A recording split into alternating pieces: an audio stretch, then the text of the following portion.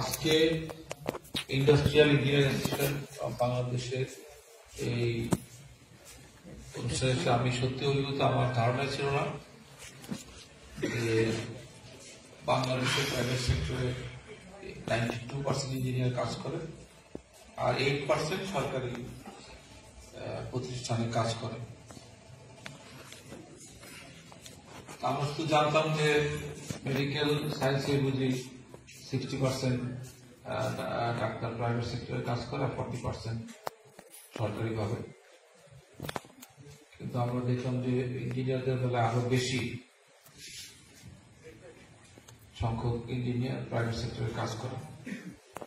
এবং এই যে বাংলাদেশ এগিয়ে যাচ্ছে, বাংলাদেশের অর্থনীতি এগিয়ে যাচ্ছে, বাংলাদেশ স্বাধীনতার পরপর ক্ষুদ্র শিল্পের উপর নির্ভর ছিল, তারপরে মাঝারি শিল্প, এখন মাঝারি এবং বৃহৎ শিল্প প্রতিষ্ঠিত হয়েছে।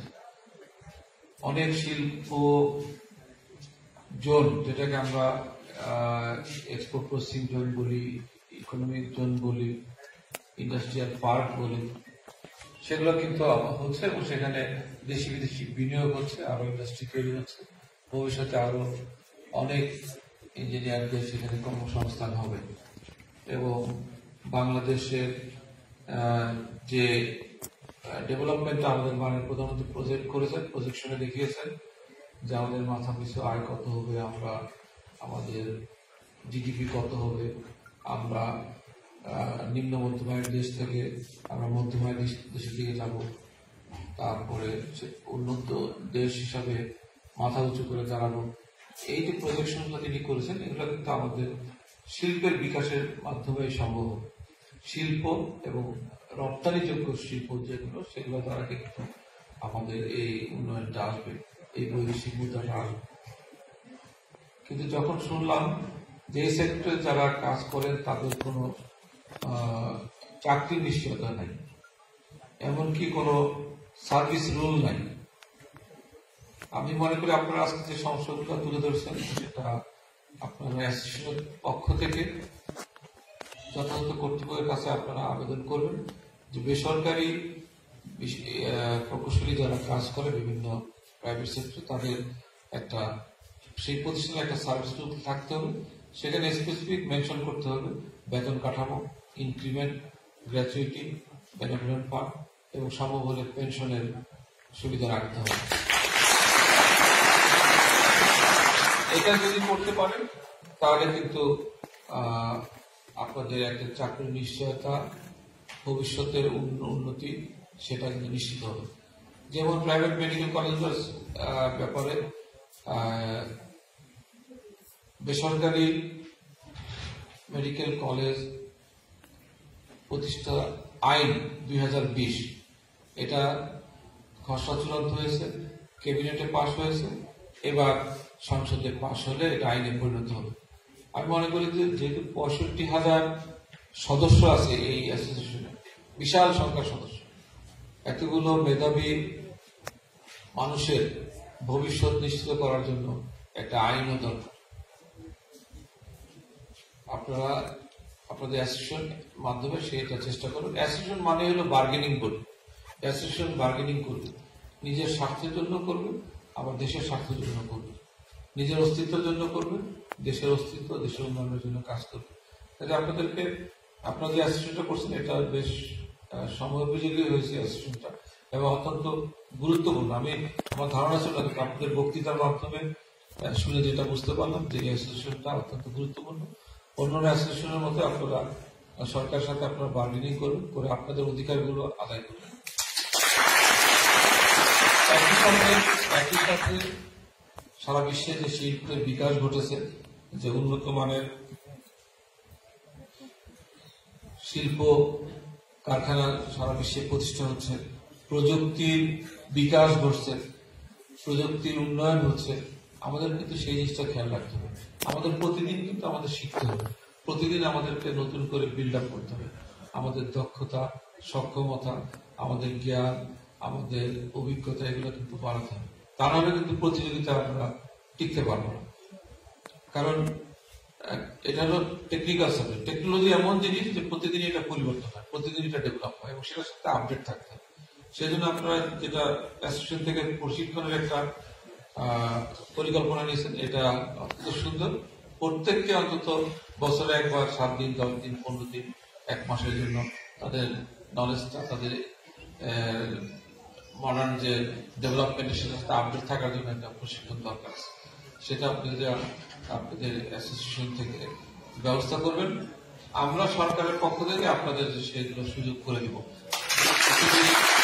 বিভিন্ন দেশের সাথে আমরা আপনাদের বন্ধনটা তৈরি করে দেবো, যাতে আপনারা সেখানে যে প্রশিক্ষণ গ্রহণ করে ফিরে এসে দেশের উন্নয়নে কাজ করতে পারেন। এবং এই জন্য যে টেকনিক্যাল সাপোর্ট লাগবে, এগুলো সরকার দিবে। আমি সরকার করেন সেখানে আমরা আমাদের সেই সুপারিশগুলো আপনাদের জন্য করব। আজকে বাংলাদেশ প্রাইভেট সেক্টরে যে প্রকৌশলীরা কাজ করছেন, এদের যে সংখ্যা আসলে অত্যন্ত উল্লেখযোগ্য সংখ্যক কাজ করছেন। আরো নতুন করে অনেক প্রতিষ্ঠান হচ্ছে যেখানে ছেলেমেয়েরা ইঞ্জিনিয়ারিং শিক্ষার সুযোগ পাচ্ছে। তারা বের হয়ে আসলে আমরা আমাদের যে প্রযুক্তির যে সংকটটা, সেটা আমাদের অনেকটা দূর হবে। তবে আমাদের কোয়ালিটির দিকে গুরুত্ব দিতে হবে। প্রত্যেকটা ইঞ্জিনিয়ার যেন আমাদের এডুকেট কোয়ালিটি নিয়ে আমরা যেন লেখাপড়া শেষ করতে পারি। এবং এটা এমন একটা জীবন, টেকনিক্যাল সাবজেক্ট যারা কাজ করে, ডাক্তার, ইঞ্জিনিয়ার, শিক্ষক, এটা হলো কন্টিনিউস। আমরা বলি কন্টিনিউস সিএবি, আমরা বলি আমাদের কন্টিনিউস মেডিকেল এডুকেশন বলি যেটা, সেখানে আপনাদের সেক্টর একটা কন্টিনিউস এডুকেশনের মধ্যে থাকতে হবে, লাইব্রেরি ওয়ার্ক করতে হবে। আর এখন তো ইন্টারনেট আছে, ইউটিউব আছে, সমস্ত কিছুই ইনপুট দেওয়া আছে, সেখানে অনলাইনে যে আপনারা শিখতে পারেন। আর হাতে কলমে শেখার জন্য আপনাদেরকে অবশ্যই দেশে বিদেশে বিভিন্ন প্রজেক্টে প্রশিক্ষণ গ্রহণ করতে হবে। আমি আশা করি যে একটা সার্ভিস রুল এবং নিয়মিত প্রশিক্ষণের মধ্যে দিয়ে আপনাদের চাকুরির সুবিধাগুলো যেমন নিশ্চিত হবে, তেমনি আপনারা আপনাদের দক্ষতা প্রমাণ রাখতে পারবেন। এবং আপনাদের হাত ধরেই বাংলাদেশ একটি ক্ষুধামুক্ত, দারিদ্র্যমুক্ত, সুখী সমৃদ্ধ উন্নত বাংলাদেশ হিসেবে গড়ে উঠবে। আমি আর কথা বাড়াবো না, কারণ গত রাত 7 রাতে আমরা বাইরের প্রোগ্রাম, সেই রাত 9টা থেকে বিজয় উৎসব শুরু হয়েছে। তারপর বিভিন্ন টিভি চ্যানেলের প্রোগ্রাম ছিল, লাইভ প্রোগ্রাম ছিল, সেগুলো শেষ করে আমরা শেষ রাতের দিকে জাতীয় শীর্ষে আসি। প্রথম প্রহরের অনুষ্ঠান শেষ করে তারপর আমরা দ্বিতীয় প্রহরে দলীয় কার্যক্রম আমরা করি। তারপরে 10টা 11 থেকে শুরু হয়েছে আমাদের মুক্তিযোদ্ধাদের সম্বর্ধনা, সেটা শেষ করে এখানে আসছে। আপনারা সকাল 9টা থেকে এখানে বসে আছেন। আপনারা সবাই ক্ষুধার্ত এবং অনেক সবাই এক্সস্টেড হয়ে আছেন। তা আমি আপনাদের এই অ্যাসোসিয়েশনের সফলতা কামনা করি, উত্তরোত্তর সমৃদ্ধি কামনা করি, এবং অ্যাসোসিয়েশন আরো বেশি শক্তিশালী হোক, সেটা আমি আগামী দিনে বেসরকারি সেক্টরে যারা কাজ করে তারা যাতে ভালো থাকতে পারে। আর আমার এনাম মেডিকেল কলেজ হাসপাতালে আপনারা একটা সুবিধা চেয়েছেন, আমি আপনাদের এবং আপনাদের পরিবারের সকল সদস্যের জন্য আমরা আমাদের যে নির্ধারিত মূল্য আছে সেখান থেকে 25% ডিসকাউন্ট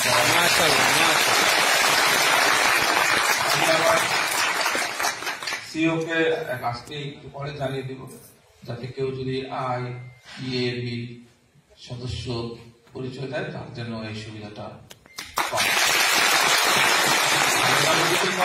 এখন এমন একটা পর্যায়ে গেছে যে আসলে বাংলাদেশের সবচেয়ে বড় বেসরকারি মেডিকেল কলেজ, এবং এটা এখন multidisciplinary super speciality tertiary care hospital.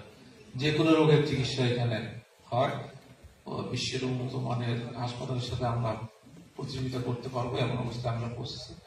এখন আমাদের 1000 বেডের হাসপাতাল এবং 155 জন ছাত্র প্রতি বছর ভর্তি হয় মেডিকেলে। নার্সিং কলেজেও diploma, BSc, midwifery, post basic এবং MSc কোর্স চালু আছে। প্রায় 280 জন ছাত্রছাত্রী ভর্তি হয় প্রতি বছর। এখানে আপনার পরীক্ষা নিরীক্ষার জন্য অত্যন্ত উন্নত মানের ইকুইপমেন্ট এখানে ইনস্টল করা হয়েছে, এবং দক্ষ চিকিৎসকরা এটা রিপোর্ট করেন, টেকনিশিয়ানরা কাজ করেন। আমি আশা করি যে আপনারা সেখানে ভালো চিকিৎসা পাবেন এবং সহযোগিতা যেটা ঘোষণা করলাম সেটা অবশ্যই বাস্তবায়িত হবে। সবাইকে ধন্যবাদ। জয় বাংলা, জয় বঙ্গবন্ধু, বাংলাদেশ।